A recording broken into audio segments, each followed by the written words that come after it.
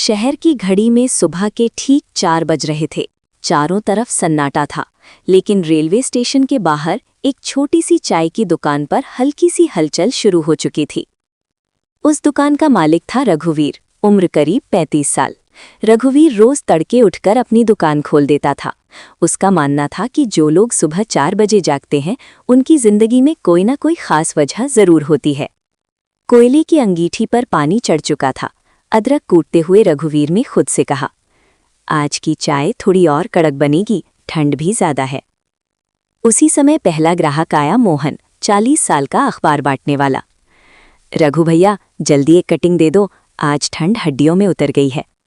रघुवीर मुस्कुराया, चाय नहीं, दवा समझो, दवा, एकदम तड़के वाली। कुछ देर बाद वहां सविता आई, जो 32 साल की नर्स थी और नाइट शिफ्ट से लौट रही थी। उसके चेहरे पर थकान साफ झलक रही थी। रघुवीर ने पूछा, आज बहुत थकी लग रही हो? सविता ने हल्की मुस्कान के साथ कहा, 3 मरीजों की हालत गंभीर थी, रात भर भागदौड़ चली। रघुवीर ने बिना कुछ कहे उसके सामने चाय का कप रख दिया।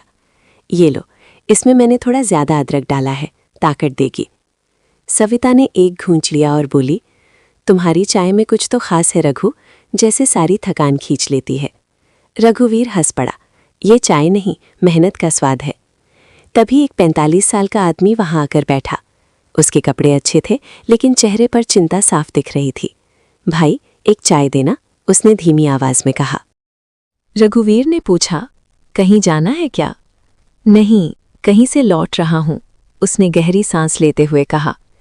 जिंदगी की दौड़ में सब पा पा लिया, बस सुकून नहीं मिला।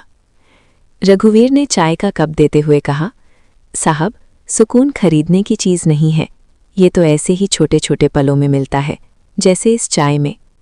वो आदमी चुपचाप चाय पीने लगा। धीरे धीरे उसके चेहरे की चिंता कम होती नजर आई। सूरज की हल्की किरणें आसमान में फैलने लगी। स्टेशन पर भीड़ बढ़ने लगी थी। वो अनजान मुसाफिर उठते हुए बोला, तुम्हारी इस छोटी सी दुकान ने आज मुझे बड़ा सबक दे दिया। जिंदगी में भागते भागते हम रुकना भूल जाते हैं। उसने रघुवीर को धन्यवाद दिया और चला गया। मोहन ने हंसते हुए कहा, रघु भैया, तुम्हारी चाय में सच में जादू है। रघुवीर मुस्कुराया और बोला, जादू चाय में नहीं, वक्त में है। जो सुबह 4 बजे उठकर मेहनत करते हैं, किस्मत भी उनका साथ देती है। अंगीठी की आंच फिर से तेज हो गई। एक नया दिन शुरू हो चुका था और रघुवीर की तड़के वाली चाय फिर किसी की थकान, किसी की चिंता और किसी की उम्मीद को गर्माहट देने के लिए तैयार थी। सीख, जिंदगी की भागदौड़ में छोटे छोटे पल ही असली सुकून देते हैं।